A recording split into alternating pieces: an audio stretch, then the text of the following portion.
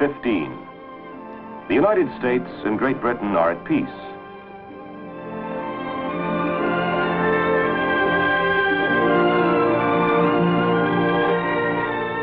The seas, so recently the scene of frigate duels, blockading and privateering, are now great highways between rich markets. Fed and nourished by an ever-expanding seaborne trade, a new America grows out of the western wilderness. The Navy will play an important role during this golden era, 45 years of expansion following the War of 1812. It will protect Americans away from home and promote peaceful trade abroad. The Navy will contribute to military science, giving the United States newer and more powerful weapons with which to defend the nation at home and abroad. Its operations during the wars in Florida, Mexico, and California will help extend the American frontier along the Gulf and west to the Pacific Ocean. Naval diplomacy will further American interests abroad and open Japan to the world without resort to arms.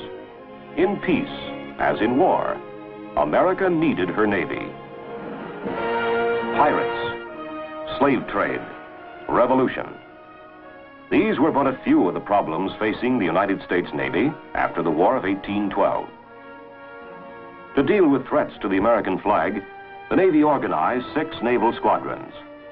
One for the Mediterranean Sea, another to cover the West Indies, a third to patrol the West African coast, a squadron for the South Atlantic, one for the Eastern Pacific, and a squadron to protect American interests in the Far East, or as it was then called, East India. First, a squadron for the Mediterranean. Algiers, strongest of the Barbary powers, had used the War of 1812 as an excuse to pillage American shipping. But on March 2nd, 1815, just a matter of days after the peace treaty with Britain was ratified, Congress declared war against Algiers. On June 17th, an American squadron under Commodore Stephen Decatur engaged the flagship of the Algerian Navy and battered it into submission. Peace negotiations opened 12 days later, ending the war. In the Caribbean, American shipping faced another serious threat: pirates. Between 1815 and 1823, mariners reported nearly 3,000 cases of piracy in the West Indies. To meet this threat, the Navy established the West India Squadron in 1822. The duty was tough and dangerous, but by 1829, the Navy's West India Squadron had made the Caribbean safe for American shipping. Another trouble spot was off the coast of Africa. Here in 1820, the Navy established a patrol to curb slavery. Although condemned, the slave trade was a profitable business. The Navy remained on the alert off the West African coast, taking slavers and freeing their African prisoners. In the decade after the War of 1812, Spain's colonial empire in America crumbled. While the American people watched the struggle of their neighbors to the south with sympathy, some European powers talked of supporting Spain. In his annual message to Congress on December 2nd, 1823, President James Monroe condemned European interference in Latin America. He declared, "The American continents, by the free and independent condition which they have assumed and maintain, are henceforth not to be considered as subjects for future colonization by any European powers." While Europe mulled over the Monroe Doctrine, 2 new American naval squadrons operated in troubled waters around Latin America. The Brazil squadron kept a weather eye peeled for developments that might have affected American trade and policy in the South Atlantic. Off the west coasts of South and North America, the Pacific squadron protected American interests in the Pacific Ocean. In the Oregon Territory, the fur trade boomed. Another industry, whaling, brought scores of American ships to the Pacific and new responsibilities for the peacetime Navy. Other Americans fanned out over the Pacific, missionaries to Hawaii, Yankee merchants to take advantage of the rich China trade. By 1835, American trade was second only to Great Britain in the Pacific. But here, too, there was trouble. In Sumatra and China, pirates, turmoil. In 1835, the United States established the East India Squadron to protect Bogus in 1815, the first steam-driven warship ever constructed for any navy. 22 years later, the Navy built the Fulton, 1837, the true beginning of the steam navy. The Fulton's first skipper, Captain Matthew C. Perry, pioneered steam engineering and was instrumental in founding the Engineer Corps. His suggestions were used in the construction of the steam frigate Mississippi. This side-wheeler was completed in 1842, but its exposed machinery was vulnerable to well-placed shot. The submerged screw propeller seemed to be the answer to this problem. Now the water itself would protect much of the warship's vital machinery. The first screw-driven warship ever built, the Princeton, put to sea in 1844. Again, the United States had shown the way. By the time the Merrimack-class screw frigates began operation in 1857, steam propulsion was established in the Navy. Revolutionary developments also took place in naval ordnance after 1840. Gun design had not changed much in the 250 years since the Spanish Armada. The solid-shot, smooth-bore gun was still standard on warships. All this was to change. Solid shot gave way to explosive shells, and the first scientifically designed naval guns were readied for use at the Washington Navy Yard. Lieutenant John Dahlgren's experiment showed that the highest pressures were near the breech of the gun. Pressure then rapidly diminished as the projectile traveled along the bore. Dahlgren constructed a bottle-shaped gun to conform to these pressure relationships. Improved and more powerful naval ordnance forecast the end of the wooden warship. The ironclad was not far off. Meanwhile, the Navy played a leading role in furthering geographical knowledge. 6 ships under Lieutenant Charles Wilkes left the United States in the summer of 1838 on a voyage of Pacific exploration lasting almost 4 years. The expedition surveyed the South Pacific to Australia, followed the Antarctic ice barrier nearly 1,000 miles, and proved that a great continent lay beyond this massive ice shelf. Increased knowledge of the sea brought on by such expeditions led to the establishment of the Nautical Almanac and hydrographic offices. Another result was the establishment in 1842 of the Naval Observatory under Lieutenant Matthew Fontaine Maury. His studies of the world's oceans and wind currents helped make navigation faster and safer. Maury, pathfinder of the seas. At the same time, there were significant changes in naval administration.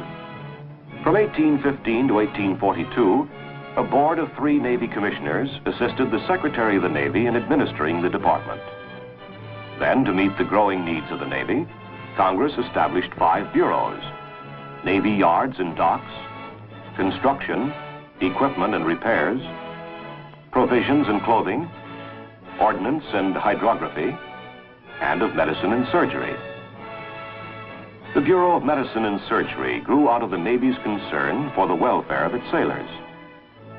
Naval chaplains looked after the spiritual welfare of sailors on long overseas cruises. Chaplains also acted as schoolmasters on board ship, but naval training was still pretty haphazard. The deficiency was met by a professional school for the naval officer, founded at Fort Severn, Annapolis in 1845, through the efforts of George Bancroft, Secretary of the Navy. Commander Franklin Buchanan was the first superintendent of the Naval Academy. In the decade beginning 1835, the Navy faced troubles at home. First in the Florida Territory. Near Tampa, Seminole Indians massacred an Army detachment, touching off the Seminole War. The war spread into southern Alabama and Georgia in 1836 with the revolt of the Creek Indians. To operate with the Army, almost the entire Marine Corps, under Colonel Commandant Henderson, proceeded to military outposts in Georgia and Alabama. The Marines fought successful campaigns against both Creek and Seminoles. A small fleet under Lieutenant Commander McLaughlin operated against the Seminoles in the Everglades until the war ended in 1842. The Navy's fleet of small sailing vessels, barges, and canoes penetrated hundreds of miles into the swamps on the track of elusive Indians. No sooner were the Seminoles pacified in Florida than trouble flared in Texas. In 1836, this important part of Mexico revolted and established a republic. The United States annexed Texas in 1845. This caused Mexico to break off diplomatic relations with the United States. President Polk sent land and naval forces to protect American citizens and interests in Texas and Mexico. War broke out in May 1846. General Taylor's army met the Mexicans in battle near the Rio Grande. While the Navy blockaded the Mexican coast and guarded the line of communication, Taylor's men marched toward Monterey. It was a tough campaign for these American infantrymen who had to fight dust and disease, as well as the enemy. In 1847, plans changed. An advance on Mexico City from Veracruz instead of by way of Monterey. This called for a large-scale amphibious assault. Supported by naval gunboats and steamers under Commodore Connor, more than 10,000 troops were landed below the Mexican stronghold in March 1847. Veracruz was shelled, first by Captain Josiah Tatnall's gunboats. Ashore, the Army needed more firepower. The Navy sent up 6 heavy naval guns to pound the city. Naval gunners stood up against withering enemy fire. Veracruz fell on March 25th, and the Army and Marines moved on Mexico City. Naval forces, now under Commodore Perry, neutralized strong points along the coast while the Army pushed inland. The war was also fought in California, where the Navy played a decisive role. In July 1846, Commodore Sloat put 250 sailors and Marines ashore to occupy Monterey, Mexican capital of California. 2 days later, a naval force occupied San Francisco. Commodore Stockton, who relieved Sloat in command of the Pacific Squadron, then moved to take all of California with a spearhead of Marines, sailors from the fleet, and a battalion of California volunteers. On July 29th, his sailors and Marines captured San Diego. On August 4th, Santa Barbara. 2 days later, San Pedro fell to the Navy. On August 13th, Marines took Los Angeles, but were driven back by the Mexicans after a siege of a week. This and another setback at San Pascual on December 6th did not deter Stockton, who reorganized his forces to advance on Los Angeles from San Pedro. In January 1847, Stockton's force defeated the enemy at San Gabriel and La Mesa and reoccupied Los Angeles. Here, the Americans and Mexicans signed the Treaty of Cahuenga. The war was over in California. On the Gulf and Pacific coast of Mexico, the war continued until early 1848. In the Pacific, naval forces captured Guaymas, Mazatlan, and San Blas, and tightened the naval blockade of Mexico. Marines fought to the halls of Montezuma. Mexico capitulated, and the western border of the United States touched the Pacific. In Northern California, gold was discovered, and the race was on, most of the 49ers making the trip by sea. Across the waters that washed California shores was the Orient, Japan, a hermit Japan. The Navy helped open Japan to the world. First, Commodore Biddle in 1846. He got as far as Tokyo Bay. Commodore James Glynn in the sloop of war Preble arrived at Nagasaki 3 years later and obtained the release of a group of American castaways held there. In July 1853, Japanese fishermen on the shores of Tokyo Bay sighted Commodore Matthew C. Perry's black ships. Perry came prepared. He had force to use, if necessary, the steam warships Mississippi and Susquehanna, supported by other ships. But Perry also came armed with knowledge. His experts had studied Japan and Japanese customs. Intelligent diplomacy was Perry's main weapon. He made it clear from the beginning he would deal only with the highest appointed Japanese officials. On July 14, 1853, Perry's honor guard of some 400 sailors and Marines marched to a pavilion on the beach at Kurihama. With great pomp and display, Perry presented a letter from President Fillmore requesting friendly relations with Japan. The Japanese were impressed. Perry then left, promising to return for an answer the following year. By the time Perry's squadron returned in February 1854, the Japanese had decided to negotiate with the American commander. While American and Japanese officials framed a treaty, Perry's men entertained the curious Japanese officials with a naval sideshow. Marines showed off their marksmanship. Sailors demonstrated the telegraph. And engineers set up a model railroad to give kimono-clad dignitaries their first train ride. America and Japan concluded a treaty. It opened 2 ports to American trade. It guaranteed protection to shipwrecked American seamen. Naval diplomacy had once again paid off. Japan was open to the world. At the midpoint of the 19th century, the Navy fanned out over the globe on many exploring and surveying expeditions. To the River Jordan and the Dead Sea in the Holy Land, where camels pulled small boats across the desert plains. To the Arctic, and into the jungles of Panama and West Africa. Naval ships surveyed the Atlantic for the first transoceanic cable, and on extensive voyages again explored the Pacific, this time from Australia to the Arctic Ocean. As the clouds of civil war gathered in 1860, Americans could look back with pride on what their Navy had accomplished during this golden era. First of all, the Navy protected American citizens and promoted trade throughout the world. New markets were opened for American commerce, and assurance given that the American flag would be respected wherever it was flown. Naval protection and promotion of trade helped boost the American merchant marine to a total of 2.5 million tons by the year 1860. Secondly, the Navy made important contributions in exploration, oceanography, steam engineering, and ordnance.